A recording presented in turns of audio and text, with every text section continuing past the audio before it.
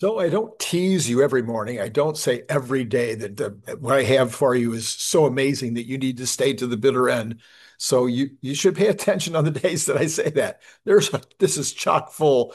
I suggest you hang in there for the entire show today. Bond rally going finally. I don't know what's taking so long. I hope this is the beginning of something really cool in the bond area. Tesla was up strongly pretty much all week, well, all last night, overnight, and started off early this morning up about $5, but now is down around break even, playing around with the break even line. I suppose anything that happens between now and Wednesday would be expected. Whether it goes up, goes down, it's very, very hard to know which way it's going to go, even though the news over the weekend, there was so much. If you haven't watched my shows over the weekend, you need to go back because there was a tremendous amount of phenomenal Tesla good news. And I think the good news will be continuing because Elon definitely is back. Now, Elon, I have put a post up this morning for you. I'm going to say it again here because I know you watch the show every day. It's time to make up with the president. You need to go make up. This morning, we had a situation where France once again is considering criminal charges with regard to X.com. And if the president was involved, he could make a phone call, probably two, make it part of some kind of a trade deal, and make this go away. But Mr. Musk, uh, right now, you're just not going to get that help, I don't think. And this is going to be true across so many different places. So I'm suggesting it's time. You're smart enough. You're a smart guy. You're smart enough to know that it's important. I think it's really more important than the minor economic hopes that you have in terms of some political movement. I think the Congress and the president have shown that they really do want to cut the government. I think there's real promise there. Anyway, it's up to you, but it's going to impact Tesla. I'm sure of that, 100% sure it's already impacting Tesla, and I'd like to see you make that move. Let me know in the comments below if you agree with me. Markets mostly up, probably because of the bonds. And there you go. That's where we'll start. But um, there is no doubt in my mind that Tesla will move as quickly as it can to expand the experiment in Austin. But we now are seeing placement of these advanced planning vehicles around the entire Austin metro area. And so maybe the next move will be to make it extremely big so that there's no question anymore about who's leading in Austin. While I'm not sure that that kind of one-upmanship is necessary or helpful or useful, it's often fun, at least for those who are following the competition. I'm thinking at this point, I thought about this a lot last night and this morning. I think that maybe more right now about the logistics of adding vehicles and adding customers. You need both. You have a chicken and egg problem here. And that may be more, that might impact more of the spread of this new territory than anything else. We'll see. We'll see how that all works out. But one staff member who just left Tesla after 3 years and was very excited about what he had done there. I'm very happy that he'd done it, but was going on to a different kind of career. He said that he expects Tesla to expand, the robotaxi situation to expand rapidly. Okay, TipRank says this morning. So let's talk about what are people saying about Wednesday? I've got a bunch of them here, so here we go. TipRank says the electric vehicle maker Tesla has received a bullish note regarding the second half of 2025 from Deutsche Bank, Edison Yu. He believes that Tesla could launch its most anticipated low-cost EV in quarter four. Yu refers to this EV as the Model Q, as we do on this channel now, although we've called it other things in the past, but Model Q is kind of fun. Yu maintains a buy rating, price target of 345, implying a 4.7% upside from current levels. Tesla is scheduled to report its second quarter fiscal. We know that the street expects Tesla to report adjusted earnings around 40 cents. Some people are saying 39. Most of the people I'm looking at right now are talking about that kind of level. You expect sales of 22 billion, 22.2 to be exact, slightly below consensus estimates. Additionally, you projects the automotive gross margins will improve to 14%. excluding credits. By the way, I haven't been paying any attention to this. I know it's always the big deal, but he's thinking it'll be up to 14% compared to 12.5. And he has raised his automotive gross margin projections to 13.8 for the full year.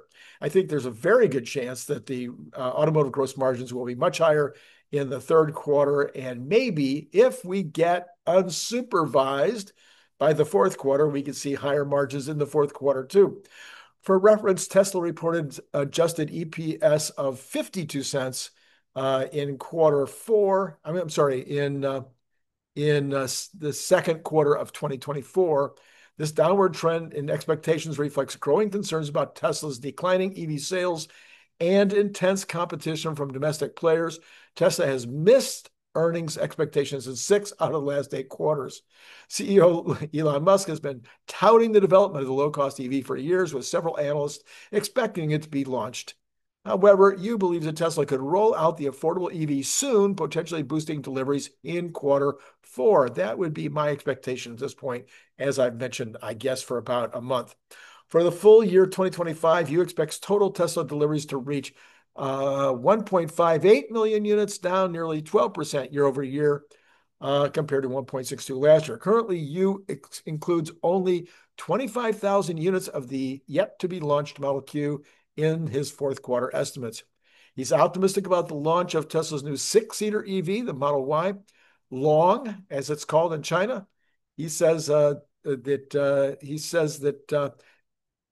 Yu predicted that Tesla would launch Model Q in the first half of 2025. I'm sorry, we're repeating ourselves in this article. Okay. I'm sorry. Tesla launched its autonomous robotaxi service in Austin on June 22nd. Yu expects Tesla to deploy a fleet of 1,000 robotaxis in the next 6 to 9 months, with services expanded to San Francisco, Phoenix, and Miami. How come when Elon says he's going to do it in Los Angeles and San Diego, nobody pays attention? Anyway, so, and only 1,000 robotaxis in the next 6 to 9 months, and then 1 million in 2 months after that. Okay. On TipRanks, Tesla stock has a moderate buy consensus rating on 13 buys, 13 holds, and 8 sells. Also, the average Tesla price target is $298 at this point, with a 9.3% downside that would imply. So there you go. That's what TipRanks has to say. Barron's continues with some more views. He says it feels as if every quarterly earnings report is a big deal for Tesla. And yes, the coming second quarter report due Wednesday is important for the electric vehicle maker. A lot has happened. Investors want to know about AI, car sales, CEO Elon Musk's time, his political ambitions, and how changing U.S. policy might impact the automaker. Those are good thoughts. Tesla shares were up 1.4. Well, they're not anymore. For the quarter, Wall Street expects earnings per share of about 39 cents. See, that's 39. We got 40. A fact set poll of analyst estimates are 39 cents. A year ago, Tesla reported 52, as we said. Baird analyst Ben Kallo is taking a cautionary stance ahead of the EPS report. He sees risk to full year earnings arising from Tesla's delay to offer the lower cost vehicle, which was supposed to be earlier than now. He also is worried about the President Trump eliminating the EV purchase tax, but of course that could help the third quarter, even though that would put pressure on the fourth quarter. Both things could further reduce sales volumes. Kello rates shares a hold and has a 320 price target for the shares. RBC analyst Tom Narayan rates shares a buy and has a 319. Very, very close. 319 and 320. Narayan still believes that a lower price car is coming and can help boost sales this year. Both analysts expect an update from Tesla about AI-trained robotaxis and robots. Tesla launched a robotaxi service, and we know that economic plans to start selling significant volumes of humanoid robots in 2026. There is more to the policy discussion than just the federal EV purchase tax credit elimination. Congress revoked the California waiver that gave it the right to recognize air emissions. California law was the basis for much of Tesla's zero-emission vehicle credit sales, the ZEV credits. Tesla sold 595 million worth of ZEV credits in the first quarter. That's over. Maybe we'll see something in the second quarter, but after that, it's over. In the second quarter and he thinks it'll decline materially in the second quarter and continue to decline in the third quarter. He rates Tesla shares a sell and has a 120 price target. I think that's around where he normally is. After all the auto fundamentals, there is Elon Musk. He left Washington in May and then began publicly feuding with the president, even threatening to start a new political party. Over the weekend, he said he was sleeping in the company's office again. Investors want to hear from Musk and judge his mindset. Most investors know Musk is the key to Tesla's future and key to his valuation multiple. Tesla trades for roughly 180 times estimated 2025 earnings, according to FactSet. It's been a hectic quarter for Tesla. That makes for a potentially wild earnings call. Investors, as is often the case with Tesla, don't know exactly what to expect. I'll go along with that. Options markets imply Tesla will move about 7% up or down following earnings, and I would say that's probably an up. Shares have moved about 11% following the prior 4 earnings reports, rising 3 times and falling once. Now, this from investing.com, very, very detailed, and this is a really good report. Tesla's earnings price move. The options market just said is implying a 7%. Earnings surprise history. Tesla has missed the Zacks consensus estimate 6 times in the past 7 quarters. And over the past 4 quarters, Tesla has missed estimates by an average of 8.33%. Tesla stock performance. Year to date, Tesla shares exhibit relative strengths as they are down 18.4%, while the S&P index is up 6.6%. This kind of nonsense drives me nuts. What difference does it make what it is year to date? What difference does it make calendar year? It makes no sense. There were definite fundamentals that were taking place during that time.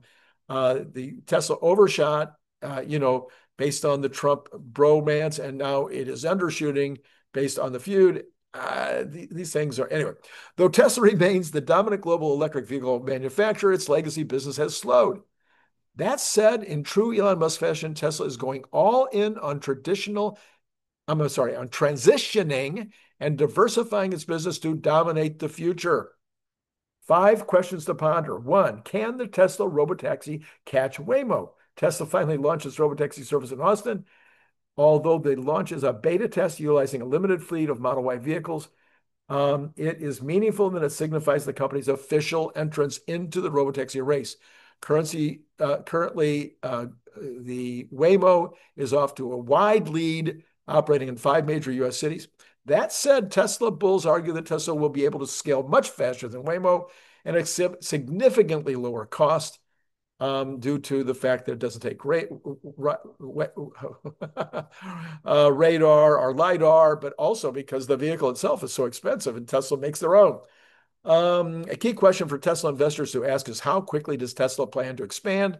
Elon has told us his plans, but it would be good to have a restatement. Are we still looking for 1 million or more fourth quarter of next year? Number 2, will Tesla invest in xAI? Elon Musk made headlines last week when his Grok chatbot leapfrogged legacy large language models like Meta to become the most powerful model in terms of pre-training and reasoning evaluations. And this has been confirmed over and over and over again on X by many people, though, I mean, that it's actually better in many, many ways. And then you had this companion thing, which is going crazy. And now we have the baby Grok. Though Musk has ruled out, by the way, it's all about the retail and business. If business uses it and if consumers use it, and this is where xAI has the lead. I mean, I'm sorry, OpenAI has the lead, but X could catch up rapidly with some of the stuff that they're doing. Though Musk has ruled out a merger between Grok parent xAI and Tesla, he has suggested they may hold a shareholder vote on Tesla investing. Tesla investment in xAI could provide Tesla shareholders with some reassurance of the fact that the company can diversify away from its slowing legacy business in the red-hot AI industry. Number 3, will Tesla's EV business steady? Tesla's annual revenues are expected to shrink in 2025 for the first time in more than 5 years. Meanwhile, the company experienced its first ever margin decline in 24 amid falling volumes and generous discount offers. Nevertheless, if Musk can reassure investors that the worst is behind them, Tesla's shares can rally. Number four, they're going to mention the energy business. Can Tesla's energy business remain electric? Tesla's energy business is one of the few bright spots in the legacy part of the business, with energy storage deployments doubling year over year in 2024 and 50%ing this year, I will add. Number five, how will tariffs, and no mention, of course, of semi, how will tariffs and politics impact Tesla? While the global trade picture has become clearer since President Trump's Liberation Day, there is still considerable uncertainty about the trade pressures and what that might mean to Tesla margins. Meanwhile, although they're domestically made, as you know. Meanwhile, following Musk's spat with the president, Trump has threatened to start a third political party. Should Musk signal that he's going through with this idea, it will hurt shares. So what are we going to hear? Will we hear anything from Musk on Wednesday with regard to his plans in politics, or will he concentrate all of his energy and effort in the meeting with regard to Tesla? But beyond the questions below, investors will look for updated timelines on new products such as the Optimus robot. Bottom line, Tesla's at crossroads as a company. That's what I said. Looking to diversify, and everybody's saying, looking away from the legacy business into new businesses such as the robotaxi business. Investors will gain valuable insight when the company reports earnings on Wednesday. This gives us more confidence on the promise to deliver unsupervised FSD by the end of 2025, Bank of America said, though the bank added that the launch has immaterial financial ramifications in the immediate term. That's true. Despite near-term headwinds, Bank of America raised its price objective for Tesla shares to $341 from $305, reflecting a higher cash balance and updated valuation assumptions. The firm reiterated its neutral rating. So there you have about 9 different companies, and in terms of their ratings, I would say it's roughly between 300 and 340 for most of the middle of the road folks, and over 400 for the bulls, which are not mentioned there in those results. All right, this is Randy Kirk. Hit like. Was that okay? I mean, yeah, I thought that was valuable, didn't you? Hit the like button if you did. hit subscribe. Thank you very much for all the people that have subscribed, but you need to subscribe if you haven't. Hit notify. We've got Brian Wong later today, and then Brian White. So I know you already know the joke. Okay, The Street. Realtor.com's second quarter report pinpointed San Jose, Sunnyvale, Santa Clara, California, that whole region, as the #1 metro that is losing popularity among those folks who already live there. Despite the wonderful weather, this is Randy speaking, despite the amazing weather, despite the phenomenal opportunities that are in the area, the housing prices are crazy. And the liberal government is nuts. A whopping 93.7% of home shoppers in the area are looking for their next residence outside of the metro. Of those views that were looking for other parts of, some of those were looking for places outside of California. I'm sorry. Let me say that one more time. A lot of those people were looking out to other places in California, but nearly 35% targeted properties in other states. So I'm guessing 65% were looking in California, 35% out of state. The most popular in-state destinations were San Francisco, where maybe people are looking to move up in terms of price. I don't know. Reno, Nevada led out of state.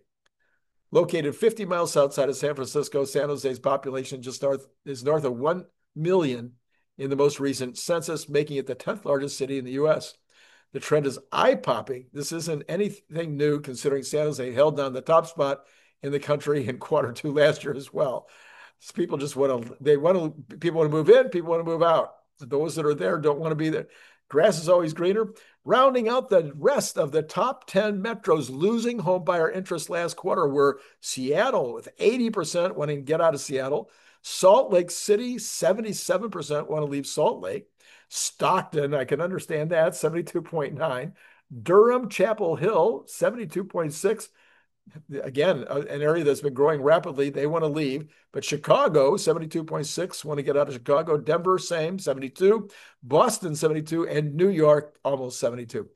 Boston was the fastest rising year over year, jumping from number 26 to number 9.